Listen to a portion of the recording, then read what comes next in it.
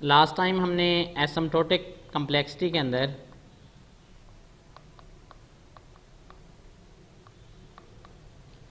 Big O notation को in detail study किया था कि ये जो एसिम्प्टोटिक कम्प्लेक्सिटी है इसके अंदर हमारे पास वर्स्ट केस अगर हम एनालिसिस करते हैं तो वर्स्ट केस के अंदर हमारे पास जो बिग ओ है इसकी फॉर्मल डेफिनेशन क्या थी।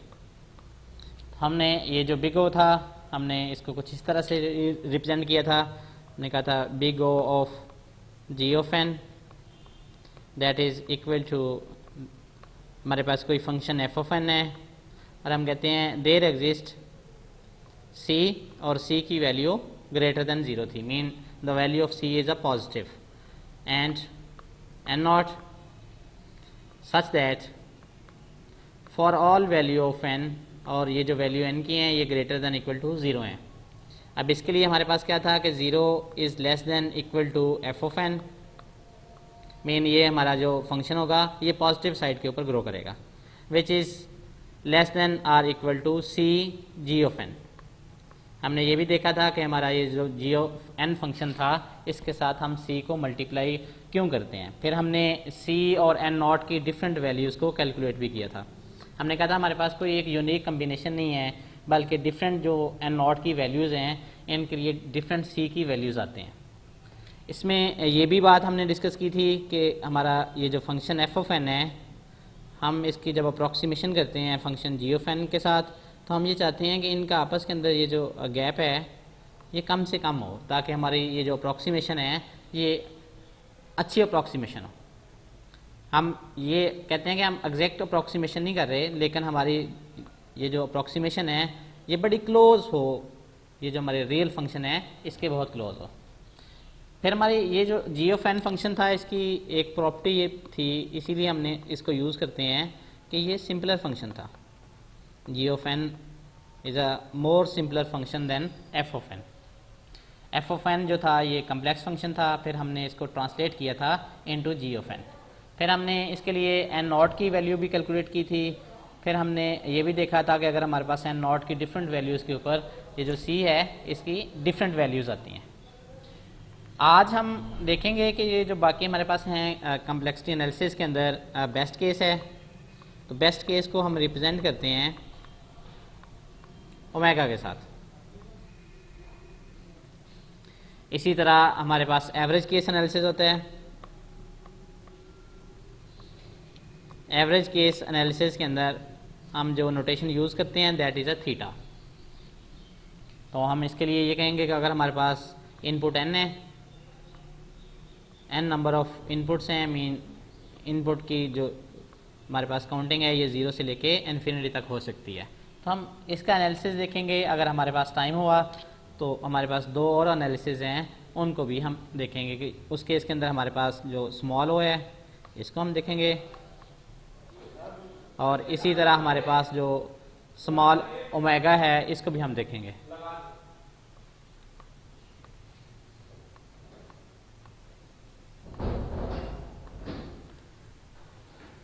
चलें हम स्टार्ट करते हैं। हम ये देखते हैं कि अगर हमारे पास बेस्ट केस है तो बेस्ट केस को हम किस तरह से रिप्रेजेंट कर सकते हैं और जो बेस्ट केस है इसका हमारे पास ग्रोथ फंक्शन किस तरह से हमें नज़र आता है। तो बेस्ट केस के लिए जो हम यूज़ करते हैं सिंबल यूज़ करते हैं दैट इज़ ओमेगा।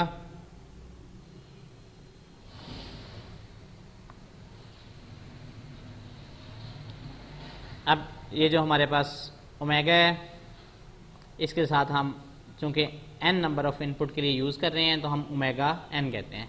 तो इसकी अगर हम फॉर्मल डेफिनेशन लिखेंगे तो हम लिखेंगे ओमेगा ऑफ हमारे पास ये जी ऑफ एन आ जाएगा।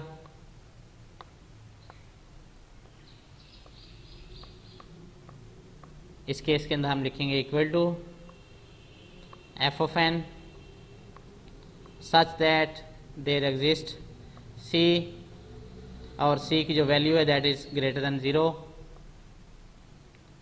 और इसके बाद हमारे पास एन नॉट है। फिर हम ये कहते हैं कि फॉर ऑल एन जिनकी जो वैल्यू है greater than equal to zero है, zero is less than or equal to c g of n which is less than equal to F of n. इसको हम, ये जो बेस्ट केस है, इसका हम लोअर बाउंड भी कहते हैं कि ये हमारे पास क्या है, लोअर बाउंड फंक्शन है। जो हमारे पास बिग ओ था उसको हम अपर बाउंड भी कहते हैं, तो बिग ओ को हम अपर बाउंड भी कह सकते हैं। इसी तरह ये जो हमारे पास ओमेगा है, ओमेगा को हम कहते हैं ये हमारे पास लोअर बाउंड है। ये इसकी फॉर्मल नोटेशन थी कि हम इसको किस तरह से लिखते हैं। इसको मैं आपके लिए दोबारा एक दफ़ा लिख देता हूँ कि हम कहते हैं omega g of n that is equal to F of N, जो हमारा ओरिजिनल फंक्शन था। हम कहते हैं there exist some c and n not such that for all n, और एन की जो वैल्यू है greater than equal to zero है, zero less than equal to c g of n which is less than equal to F of n. पहले हम जो bound पढ़ रहे थे दैट वाज अपर बाउंड, और ये हमारे पास लोअर बाउंड है। मीन हम ये कहते हैं कि हमारा ये जो फंक्शन है ये जितना भी नीचे चला जाए, अगर हमारे पास ये एक और फंक्शन है इससे नीचे नहीं जा सकते। हम इसकी एग्जांपल को ज़रा कलर लाइन के थ्रू रिप्रेजेंट करते हैं ताकि आपको इस बात की समझ लग जाए। फॉर एग्जांपल मेरे पास अगर एफ ऑफ एन कुछ इस तरह से है, ये मेरे पास एफ ऑफ एन है, और मैं कहता हूँ कि मैंने एक जी ऑफ एन लिया जो कि मेरे पास फंक्शन है वो इस तरह से है, this function is g of n. Top वाला जो है एफ ऑफ एन है, नीचे वाला हमारे पास जी ऑफ एन है। यहाँ भी हमने इस फंक्शन को इसके क्लोज लेके आना है, और सी की वैल्यू हमने ऐसी रखनी है कि ये फंक्शन इसके क्लोज हो। अब देख सकते हैं कि इस पॉइंट के बाद, आफ्टर दिस पॉइंट, ये वाला जो हमारे पास पॉइंट है, पूरी लोकेशन है, इस लोकेशन से बात किसी भी जगह के ऊपर जो हमारी ब्लैक लाइन है वो दूसरी लाइन को क्रॉस नहीं कर रही है। तो यहाँ पे हमारे पास जो वैल्यू आती है हम कहते हैं this value is an not, और ये हमारा ये जो फंक्शन है जी ऑफ एन ये उस फंक्शन से लेस देन है, इसीलिए हम कहते हैं zero is less than F of n, sorry zero is less than equal to c g of n which is less than equal to F of n. कि हमारा ये जो फंक्शन है ये हमेशा इस फंक्शन से नीचे रहेगा और इस पॉइंट के बाद रहेगा। और पॉइंट हम क्या कहते हैं, हम कहते हैं कि एन नॉट हमारा पॉइंट बताता है कि हम किस जगह के ऊपर हैं, और हर एन नॉट के लिए हमारे पास जो सी की डिफरेंट वैल्यूज़ आती हैं। तो ये हमारे पास दूसरी बाउंड है जिसको हम कहते हैं लोअर बाउंड है। तो अभी तक हमने दो डेफिनेशन पढ़ ली हैं। हमने पढ़ ली है बिग ओ की कि जी ऑफ एन इसको हम किस तरह से रिप्रेजेंट करते हैं। तो इसकी मैं शॉर्ट इक्वेशन लिख देता हूँ कि zero is less than equal to F of n which is less than equal to c g of n है। इसी तरह अगर मेरे पास ओमेगा है जिसको हम कहते हैं लोअर बाउंड है, तो लोअर बाउंड हम कहते हैं g of n equal to zero less than equal to c g of n which is less than equal to F of n. तो ये हमारे पास दो बाउंड्स हैं। फर्स्ट वाली हमारे पास जो है इसको हम कहते हैं अपर बाउंड है कि हमारा ये जो फंक्शन है हमेशा एफ ऑफ एन इससे नीचे रहेगा, और इससे हमारे पास जो एफ ऑफ एन है ये हमारे पास जो है वो ऊपर रहेगा। This is called lower bound.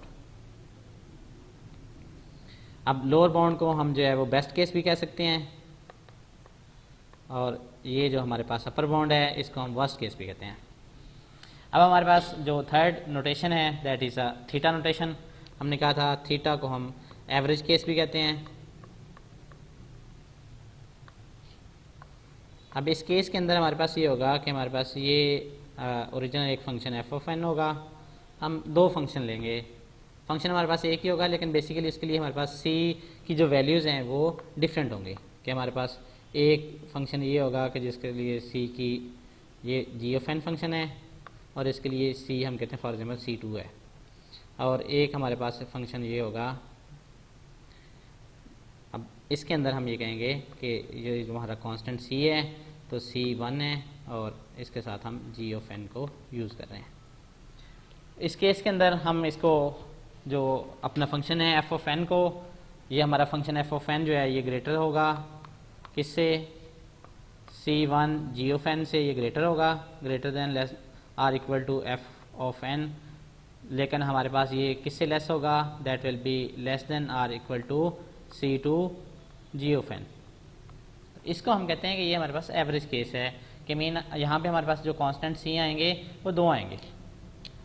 तो कांस्टेंट हमारे पास जो है वो C1 भी कांस्टेंट आ गया है और इसी तरह हमारे पास C2 भी कांस्टेंट आ गया है। तो 2 कांस्टेंट इसके अंदर हम यूज़ करेंगे। तो इसको अगर हम फॉर्मली राइट करना चाहें तो इसको अगर हम राइट करेंगे तो कुछ इस तरह से करेंगे। हम कहेंगे कि ये हमारे पास जो है वो थीटा हमारे पास g ऑफ n है equal to f of n such that there exist. अब हमारे पास कांस्टेंट कितने आएंगे, 2 कांस्टेंट आ जाएंगे C1 C2 और दोनों क्या होंगे, ग्रेटर देन 0 होंगे। और हमारे पास जो है वो n नॉट है। इस केस के अंदर n जो है इसकी 2 वैल्यूज़ भी हम ले सकते हैं।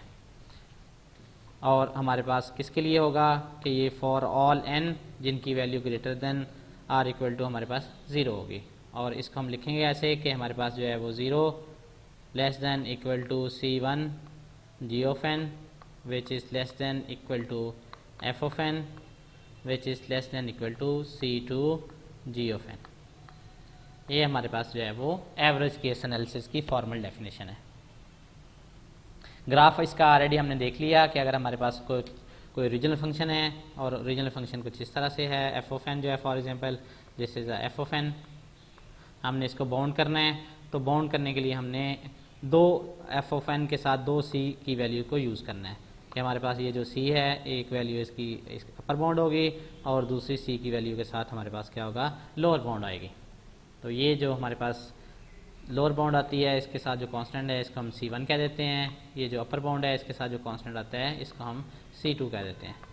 तो इसीलिए इसको हम राइट करते हैं 0 is less than equal to C1 g of n which is less than equal to f of n which is less than equal to C2 g of n। तो ये इन शॉर्ट हमारे पास इसकी formal definition है कि हमने तीनों definitions पढ़ ली हैं कि हमारे पास बेस्ट केस की या अपर बाउंड क्या है, लोअर बाउंड क्या है और इसी तरह हमारे पास जो एवरेज केस है वो क्या है।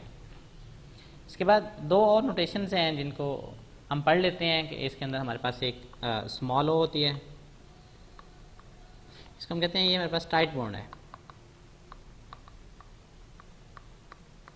और ये कौन सी होगी, अपर बाउंड होगी, हमारे पास टाइट अपर बाउंड होगी। और दूसरी हमारे पास होगा स्मॉल ओमेगा,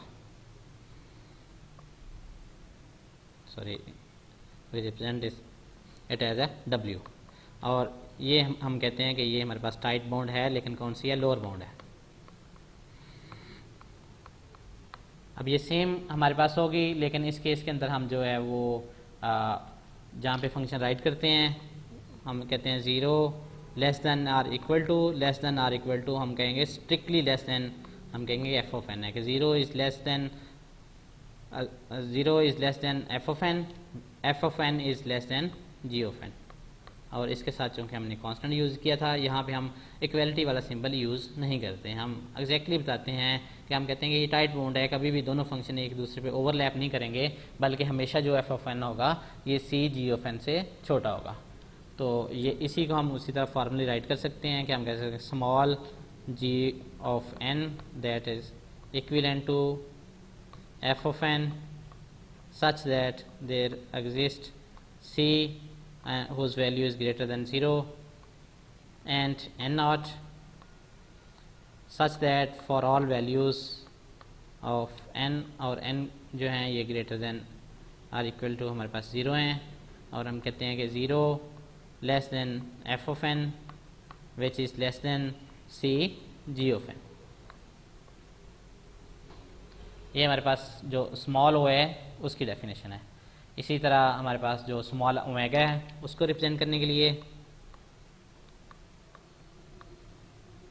हमारे पास जो सिंबल है दैट इज़ W, हम कहेंगे g of n this is equal to f of n such that there exist c और इसकी वैल्यू पॉजिटिव है and n not such that for all n, और n की जो वैल्यू होगी वो ग्रेटर देन इक्वल टू 0 होगी। हम कहेंगे 0 इज़ लेस देन, यहाँ पे c g ऑफ n आएगा विच is less then f of n। अब हम कहेंगे ये स्ट्रिक्टली हमारे पास जो टाइट बॉन्ड है, और इसको हम कहेंगे ये लोअर बॉन्ड है। इसके अंदर हमारे पास जो इक्वल टू वाला सिंबल है इसको हम यूज़ नहीं करते हैं। हम कहते हैं कि हमेशा जो फंक्शन है f ऑफ n जो है वो इससे बड़ा रहेगा g ऑफ n से, कभी भी ये ओवरलैप फंक्शन नहीं होंगे। तो अभी तक जो चीज़ें हमने पढ़ी, हमने ये देखा कि हमारे पास जो बिग O है इसको हम अपर बाउंड भी कहते हैं। इसको हमने कहा 0 less than or equal to f of n which is less than or equal to c g of n। Second हमने पढ़ा कि हमारे पास जो है वो थीटा नोटेशन है। थीटा नोटेशन में हमने कहा 0 less than or equal to c1 g of n which is less than or equal to f of n which is less than or equal to c2 g of n। Third notation हमने पढ़ी omega है, big omega है। ये हमने कहा 0 less than or equal to c g of n which is less than equal to f of n। फिर हमारे पास थी स्मॉल ओ था जिसको हम कह रहे थे ये स्ट्रिक्टली बॉन्ड है या टाइट बॉन्ड हमारे पास है। हम कहते हैं कि ये 0 less then f of n which is less then g of n, c g of n। हमारे पास ओमेगा था स्मॉल ओमेगा को हमने कहा कि ये हमारे पास 0 less then c g of n which is less then f of n। तो ये हमारे पास सारे नोटेशंस हैं जिनको हम कहते हैं एसिम्प्टोटिक नोटेशंस हैं, और एल्गोरिथम एनालिसिस के अंदर हम इन्हीं को यूज़ करते हैं।